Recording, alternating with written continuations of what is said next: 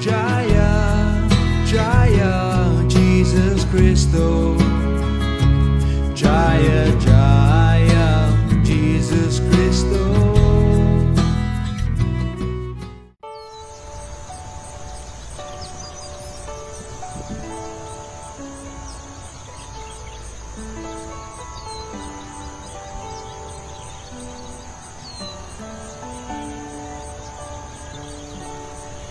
Jesus Christ. Maraming tao nagpapahayag ng kanilang debosyon, pananampalataya, at pag-surrender sa Kanya. Subalit, sino nga ba talaga si Jesus Christ? At sino ang tunay na Kristiyano? Ano ang kahulugan ng pag-surrender sa Kanya? At ano ang tunay na Kristyanismo? Ang kasagutan sa mga katanungang ito ay matatagpuan sa mensahe ni Jesus Christ. At ngayon, ang tunay na mensahe ni Jesus Christ ay ihahayag sa atin ng ating kaibigan na si Gabay Hari Criado. Ang salitang Hari ay isang banal na pangalan ng Diyos Ama or Holy Name of God na may kahulugan na siya na nag-aalis ng mga impediments and difficulties sa paglapit natin sa Kanya. At ang kahulugan ng salitang Criado ay tagapagsilbi o servant. Kaya ang ibig sabihin ng Hari Criado ay tagapagsilbi ni Panginoong Hari.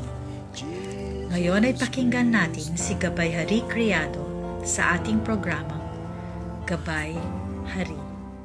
Mga kaibigan, dalawang klase po ang umiiral na energies. There is material energy and there is also spiritual energy. Ibig sabihin, merong pong material world at merong spiritual world. Ang ating kasalukuyang tinitirahan ay material world. Pero iniimbitahan tayong pumunta sa spiritual world. Bakit? Dito po sa katawang ito, ay merong dalawang energy. Ang aking katawan ay gawa sa material energy. Pero ako na nagsasalita ngayon, hindi ako ang aking material na katawan. Ako yung buhay. O kung minsan ay tinatawag na life force or life particle or spark of life. I am a part and parcel of God. Kayo din po ay nabubuhay, hindi kayo ang inyong material na katawan. Ang material na katawan, dahil gawa ito sa material elements, wala itong kamalayan, consciousness. Ang material elements, katulad nitong mikropono, ay walang pakiramdam. Hindi alam ng mikroponong ito na ang kanyang pag-iiral. Wala siyang nakikitang purpose. Pero tayo na merong buhay, meron tayong kamalayan or consciousness, meron tayong intelligence, we see purpose in our existence and in the existence of other living beings and material particles. Katulad itong mikroponong ito, nakikita ko na meron itong purpose. No? Meron itong purpose. Nakakatulong siya sa aking humble attempt na may parating sa inyo ang napakagandang turo ni Jesus Christ. Noong nakaraan po ay binanggit sa lecture na flesh and blood cannot enter the kingdom of God. Ang ating katawan ay gawa sa laman at dugo, material. Hindi makakapasok ang material element sa spiritual world. si Jesus Christ, kung talagang nakilala natin siya, ay hindi lamang siya ang ating makikilala. Dahil ang buong buhay ni Jesus Christ, ang kanyang purpose, ang kanyang pagmamahal, ay lahat po yan ay para sa kanyang service sa God the Father. Sinabi na niya mismo na ang aking sinasabi ay nanggagaling sa aking Ama. So, ang tungkol dito sa spiritual world ay hindi ito subject matter na aking opinion o opinion ng iba at napakaraming opinion. Ang katotohanan ay hindi isang opinion.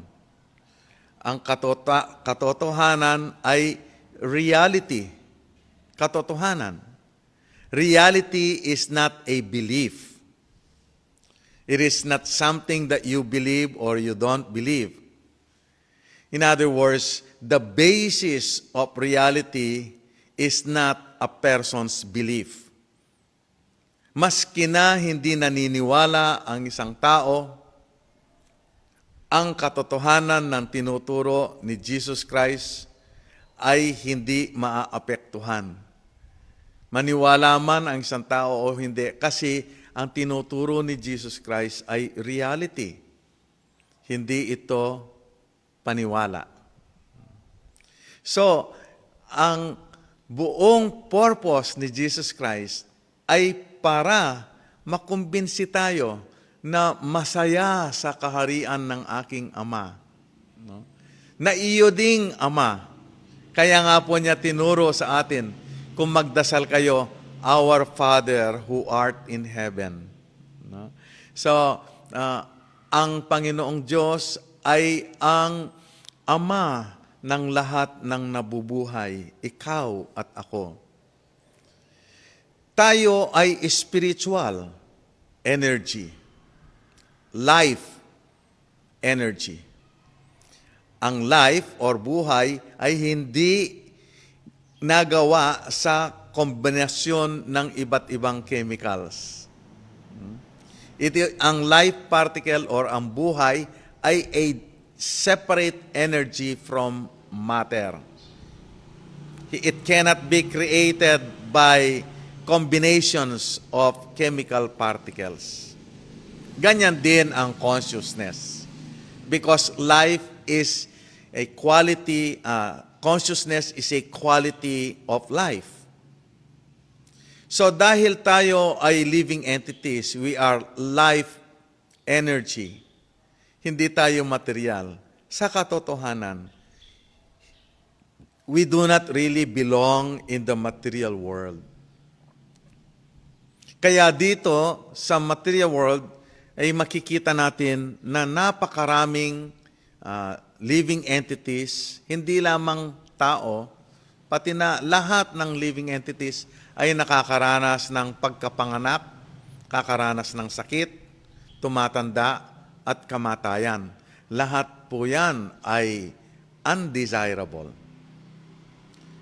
Tayo ay spirit soul, at tayo ay we belong in the spiritual world. At ang katangian ng spiritual world ay it is full of love. It is the desire of every living entities in the spiritual world is to simply be engaged in the loving service of God. So kung talagang nakikita natin si Jesus Christ by using spiritual vision, if we actually recognize the devotee of God, then we will also recognize the existence of the person He loves so much. Kaya nga sinasabi po na kung nakita mo na ako, ay makikita mo rin ang aking Ama, katulad ng kapag nakatingin ka sa bintana. Hindi mo lamang nakikita ang bintana, nakikita mo ang bintana, but you will also see what's on the other side of the window. Subalit kung wala tayong spiritual teacher who is a messenger of God, Jesus Christ is a perfect messenger of God. His message is perfectly the same as the message of God. Kung wala po tayong ganyang guidance, ay para tayong palaka na nahulog sa balon. Alam naman po nating lahat, ang balon na or well na kung saan sa ibang bansa doon sila kumukuha ng tubig. Ang well o ang balon ay wala pong bintana at napakadilim. No? So, kung ang palaka ay meron man siyang marinig na existence of the world outside of his well, na merong mundo sa labas ng kanyang balon, at ito'y napakalawak, at ito'y maliwanag, at marami pang masasayang nabubuhay personalities who are loving each other, who are having perfect loving relationship in harmony. Walang away-away, walang patayan, walang sakit, walang frustration. That is the spiritual world kung saan tayo iniimbitahan ni Jesus Christ. So kung talaga pong tinatanggap natin ang kanyang teachings, kung talagang nakikilala natin siya, if we are sincere in knowing the absolute truth, the truth that applies to all, then we will appreciate yung existence of the spiritual world. So the devotee of God is like a window. When you see the devotee of God, when you see a window, makikita mo din what's on the other side. Subalit, si Professor Frog na nahulog sa malalim na balon, he cannot understand how wonderful it is to live outside of this dark well. Hindi niya maiintindihan sa pamamagitan ng kanyang mental speculation, gaano man siya gumawa ng effort na mag-speculate, gumawa ng haka-haka, o kaya siya ay mag-eksperimento sa loob ng kanyang dark well, maiintindihan po ba kaya ni Professor Frog ang Pacific Ocean? Sa pamamagitan ng speculation ni Professor Frog, tatanungin niya, Pacific Ocean, big body of water, gaano kalaki? 10 times ng aking balon? 100 times ng aking balon? Compute ko nga. Compute ko nga. Gaano kalawak ang Pacific Ocean? Ilang beses katulad ng aking tinitirahan na balon? Hindi po niya maintindihan. Dahil ang katotohanan, lalong-lalo na ang tungkol sa mundo na walang material or atomic particles, a world that is beyond the range of our material senses. Ganyan din ang devotee ng Diyos. Hindi siya pwedeng maintindihan kung gagamitin lamang natin ay ang ating material senses. Lalong-lalo na ang ating mata na hindi niya kayang maipakita ang pagmamahalan ng dalawang spirit soul. Kasi ang pwedeng makita lamang ng mata, dahil ito ay material din po ang kanyang kakayahan na mag-reflect ng images para maintindihan natin ang existence ng isang bagay kapag ito ay tinamaan ng liwanag. Pero hindi kayang makita ng material eyes ang spirit soul and the loving relationship of the devotee of God with the Supreme Soul. Napakaswerte po natin dahil sa mercy ng Supreme Lord ay nagkaroon tayo ng access sa tinuturo ni Jesus Christ. By the mercy of God, by the grace of God, one is able to recognize Jesus Christ as He is. At by the mercy naman ni Jesus Christ, or the pure servant of God, pure lover of God, then we will also be able to understand the existence of the wonderful Supreme Person, God the Father, our Supreme Friend. So, they love each other. Hindi mo pwedeng tanggapin ang isa at i-reject yung isa. Ngayon, dahil nagkaroon tayo ng access sa tinuturo ni Jesus Christ, ito po ay napakalaking swerte. Dahil ang buong buhay ni Jesus Christ ay tinatawag na pure loving service. At sa puso natin ay nandiyan din ang tendency to love and to be engaging devotional service. Kaya lang, sa atin na nakatira dito sa material world, na nakondisyon na maghanap ng kaligayahan sa material world, parang natutulog po yan, yung ating desire to render loving service to God. Pero kapag nagkaroon ng contact sa pure medium, sa pure loving servant, loving Son of God,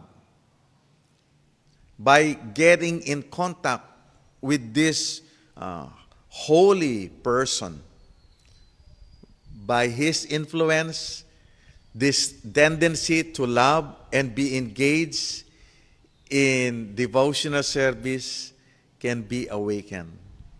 Yan po ang malaking swerte ng sino mang nabubuhay.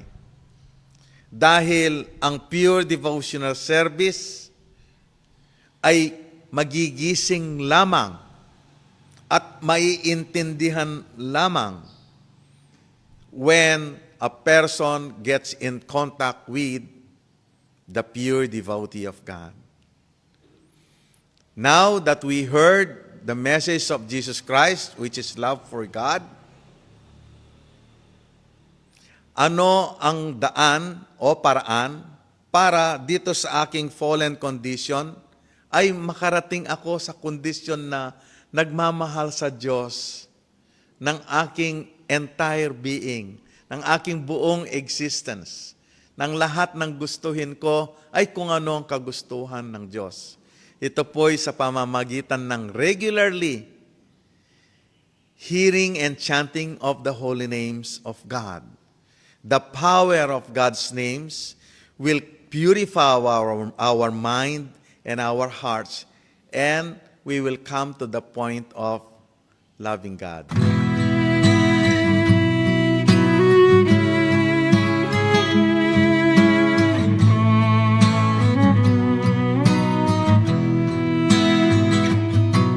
Jaya, Jaya, Jesus Christo.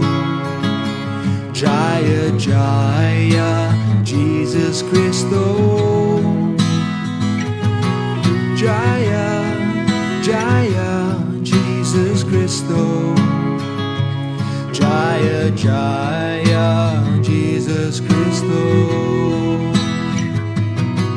Jaya, Jaya, Jesus Christo. Jaya, Jaya, Jesus Christo. Jaya, Jaya, Jesus Christo. Jaya, Jaya, Jesus Christo. Jaya Jaya Jesus Christo. Jaya Jaya Jesus Christo. Jaya Jaya Jesus Christo. Jaya Jaya Jesus Christo. Jaya Jaya Jesus Christo. Jaya, Jaya,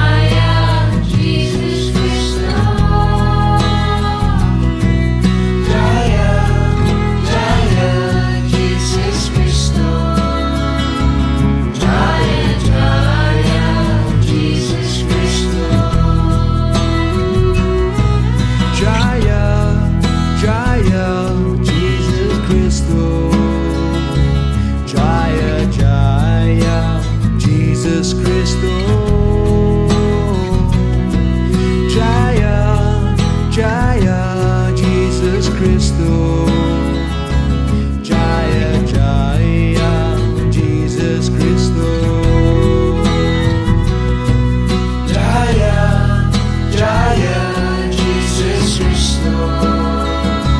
Jaya Jaya Jesus Christo. Jaya, Jaya, Jesus Christo. Jaya, Jaya, Jesus Christo. Jaya, Jaya, Jesus Christo. Jaya Jaya Jesus Christo. Jaya Jaya Jesus Christo. Jaya Jaya Jesus Christo. Jaya Jaya Jesus Christo. Jaya, Jaya, Jesus Christo. Jaya, Jaya, Jesus Christo. Jaya, Jaya, Jesus Christo. Jaya, Jaya, Jesus Christo. Jaya Jaya Jesus Christo. Jaya Jaya Jesus Christo. Jaya Jaya Jesus Christo. Jaya Jaya Jesus Christo. Jaya, Jaya, Jesus Christo. Jaya, Jaya, Jesus Christo. Jaya, Jaya, Jesus Christo. Jaya, Jaya, Jesus Christo. Jaya Jaya Jesus Christo. Jaya Jaya Jesus Christo. Jaya Jaya Jesus Christo. Jaya Jaya Jesus Christo. Jaya, Jaya, Jesus Christo. Jaya, Jaya, Jesus Christo. Jaya, Jaya, Jesus Christo. Jaya, Jaya, Jesus Christo. Jaya Jaya Jesus Christo.